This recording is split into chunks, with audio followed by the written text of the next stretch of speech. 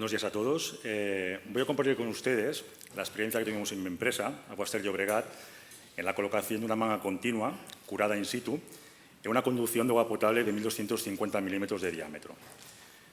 He estructurado la presentación en 4 apartados. En el primer apartado les voy a describir brevemente XATL, la empresa a la cual pertenezco. Después les voy a describir la problemática que nos ha llevado a cabo a acometer este gran proyecto. En el tercer apartado les voy a justificar la solución que adoptamos y, por último, les voy a mostrar los trabajos realmente realizados. Pues bien, empecemos por el primer bloque. ATL es el acrónimo de Aguas Ter Llobregat.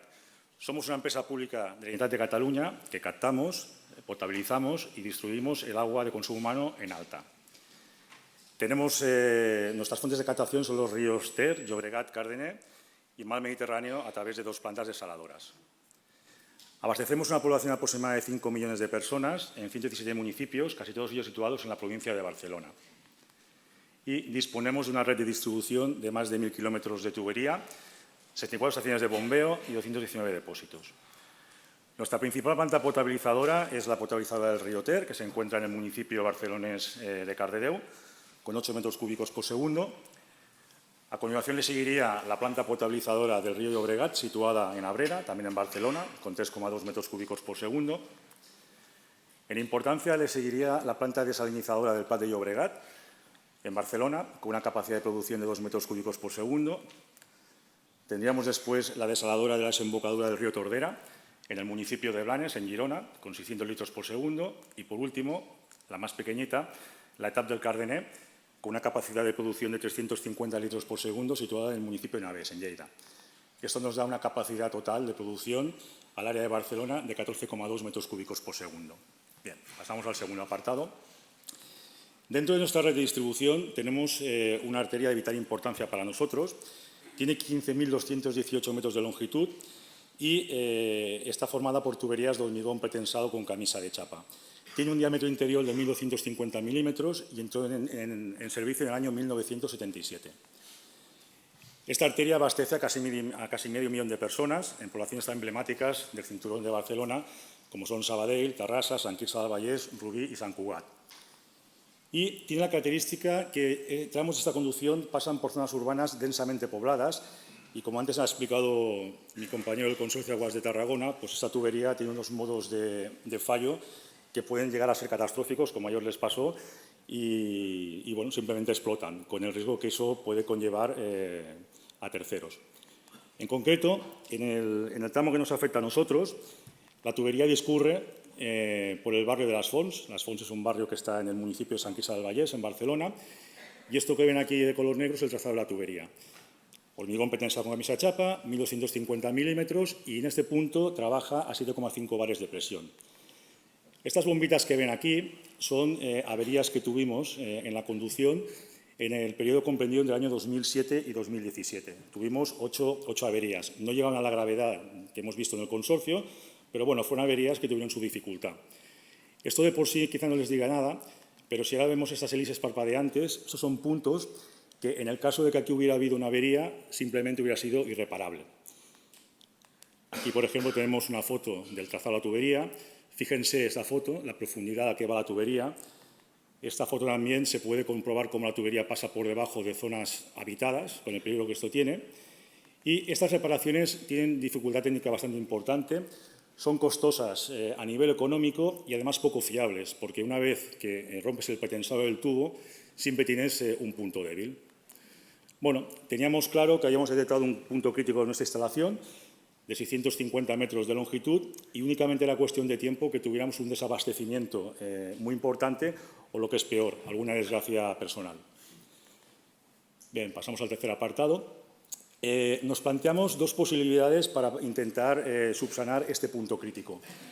Una de ellas era utilizar una rehabilitación con tecnología sin zanja, que consiste en aprovechar el tubo existente y, mediante diversas técnicas, pues darle una vida útil de 20-25 años. Y el otro, que era más agresivo, era un trazado variante que en nuestro caso lo proyectamos en acero de 1.200 milímetros de diámetro y 865 metros de longitud. Entonces, para ver cuál de estas soluciones era la óptima, valoramos 5 aspectos. El primero, como no podía ser de otra forma, es la inversión económica. Los 2.746.000 euros que ven aquí es el precio final que tuvimos de ejecución de la obra con la tecnología que escogimos. Los 3.745.000 eran el precio de proyecto que teníamos del trazado variante. Aquí claramente esto era favorable a la tecnología sin zanja. Otro aspecto que hablamos fue la afección de la obra. En el caso de una rehabilitación sin zanja, únicamente había que abrir pozos puntuales de ataque para poder hacer la instalación. En cambio, el trazado variante necesitaba una zanja de punta a punta de 865 metros de longitud, con lo que ello significa. Otro aspecto a valorar fue la tramitación administrativa. En el caso de tecnología sin zanja, pues únicamente teníamos que pedir permiso a un único municipio, San Quirze. En cambio, en el trazado variante ya había 2 municipios afectados. En cuanto al tiempo de tramitación del servicio, aquí vienen los problemas. Es decir, aquí es favorable al trazado variante. ¿Por qué? Porque el trazado variante únicamente necesita cortes puntuales en el momento final cuando haces la conexión. En cambio, la tecnología sin zanja requería dejar fuera de servicio el tubo durante casi 4 meses. Esto de por sí era prohibitivo, es decir, teníamos claro que no podíamos dejar 4 meses sin agua a 500.000 de personas. Pero nos planteamos la obra en 2 fases. Hicimos una primera fase en la cual hicimos una serie de infraestructuras que queríamos condicionar el tubo de tal manera que pudiéramos realizar lo que es la rehabilitación sin interrumpir lo que es el servicio. Y esto nos permitió acometer la obra. Y el último aspecto que miramos fue el mantenimiento de la infraestructura, que en el caso de tecnología sin zanja prácticamente inexistente. En cambio, el trazado variante, entre otras cosas, requería mantener una protección catódica. El tubo es metálico y para evitar corrosiones pues teníamos que tener una protección catódica. Muy bien, dentro de todo el mundo que hay de tecnología sin zanja, nosotros escogimos manga continua, In Situ Mine, de la empresa In Situ For. ¿Qué características tiene esta manga? Bueno, es una manga continua porque no tiene juntas interiores. Es reversible, se hace la reversión mediante columna hidrostática y está curada en el sitio. Tenía que ser evidentemente apta para el contacto con agua del consumo humano, es decir, que en su día cumplía con los requisitos del Real Decreto 140/2003 sobre criterios sanitarios para aguas de consumo humano y además estaba certificada por una entidad de prestigio como Esquiwa. La polimerización se realizaba mediante una resina de vinilo termoendurecible con agua sobrecalentada a 80 grados centígrados. Se diseñó la manga a nivel semiestructural, es decir, consideramos que además de la estanquidad colaboraba con el tubo huésped a conseguir un tubo completamente nuevo. El diámetro de la manga es de 1.250 milímetros, la presión de diseño 10 bares, les he dicho antes que la presión de trabajo es 7,5 bares, con lo cual aquí íbamos sobrados. Y el espesor final de la manga es de 15,5 milímetros, que al final resultaba una reducción de diámetro sobre los 1.250 milímetros de 31 milímetros. Bien, aquí tenemos una sección de la manga, empezando desde la parte más interior, contacto con el agua, teníamos una capa de polietileno, 3 milímetros, una doble capa de fibra de vidrio de 5,5 milímetros, una doble capa de filtro de poliéster de 7,5 milímetros, para darnos el espesor total que he dicho antes de 15,5 milímetros. Bien, aquí les voy a mostrar una breve animación del proceso de colocación de la manga. Cuando se coloca una manga de estas características, lo primero que hay que hacer es habilitar unos pozos. Se habilitan 2 pozos. Un pozo de ataque de entrada, que sería este que vemos, y no se ve en la animación, pero habría un pozo similar al final del tramo que se utilizaría como salida. Hacemos el pozo, se saca un tramo de tubo antiguo y lo primero que se hace es una limpieza profunda con agua a presión para eliminar biofilm y tubérculos o lo que voy a tener dentro de la tubería. No es nuestro caso, pero si hubiera habido acometidas, pues un robot las hubiera obturado. En nuestro caso, la manga se impregnaba en las instalaciones que tiene In Situ For en Valdemoro, en Madrid, en condiciones de temperatura y humedad controladas. Salían desde Madrid en camión refrigerado por las tardes y llegaban a Sant Quirze del Vallès, en Barcelona, a las 8 de la mañana para su puesta en obra. Aquí tenemos el camión que pone la tolva, se revierte la manga con agua y una vez que la manga llega al otro extremo, se sobrecalienta el agua a 80 grados y se produce la polimerización de la manga y el curado in situ. Al final lo que nos encontramos es un tubo completamente nuevo dentro del tubo huésped. Al final acabaría la obra pues, cerrando los pozos de ataque. Pasamos al último apartado, que sería la descripción de los trabajos. Bien, como comenté anteriormente, el promotor de la obra es mi empresa, Aguas ter Llobregat. Nuestro contratista principal y obra civil fue AXA Xurigué y el contratista que suministró y colocó la manga fue In Situ For. Bien, como he dicho anteriormente, la obra se desarrolló en 2 fases. En la primera fase, que se desarrolló de marzo a septiembre del año 2018, consistió en las faenas previas para poder dejar en seca la tubería durante 4 meses en la segunda fase sin afectar a la población. En color negro tienen el trazado de la tubería a rehabilitar y en color azul, por otro lado, la Riera es una derivación que hay a 2 municipios, en concreto de Rubí y Sant Cugat, y está hecha en fundición dúctil de N600. La primera arqueta que hicimos fue esta que pueden ver aquí, es una arqueta de seccionamiento que nos permitía trabajar en seco. Aquí el punto de ubicación de la arqueta, diversas fases constructivas, aquí se puede ver los micropilotes a un lado y la excavación del tubo antiguo, estación de un tramo de tubo, colocación de calderería y acabado final. Otra arqueta que hicimos fue la arqueta de derivación del margen derecho de la Riera. Y igual que antes, pues tuvimos que excavar hasta el tubo antiguo, soportarlo, calderería y estado final. Otra arqueta que hicimos para mallar el sistema fue la arqueta de derivación del margen izquierdo de la Riera, en este caso en el tubo de fundición de N600. Aquí la calderería, el estado final. Y aquí está el tubo que les comento, que colocamos un tubo en bypass de polietileno de 500 milímetros de diámetro, 82 metros de longitud, cuya función era hacer un doble cruzado de la Riera, con lo cual el sistema quedaba completamente mallado.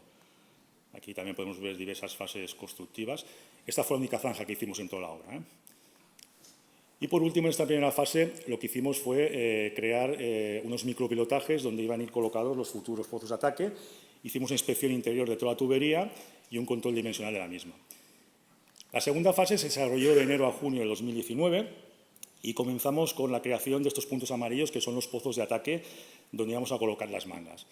Un primer tramo que podemos ver aquí de 158 metros, segundo tramo de 177, el tramo más largo de 135, esto estaba en el límite de la transportabilidad. Esta manga impregnada en camión pesaba 20,5 toneladas.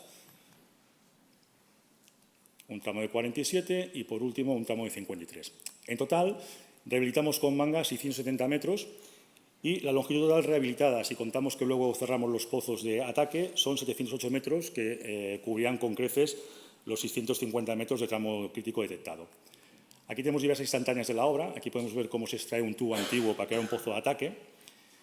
Aquí se puede ver una tolva, la tolva donde se hace la reversión de la manga y el tubo.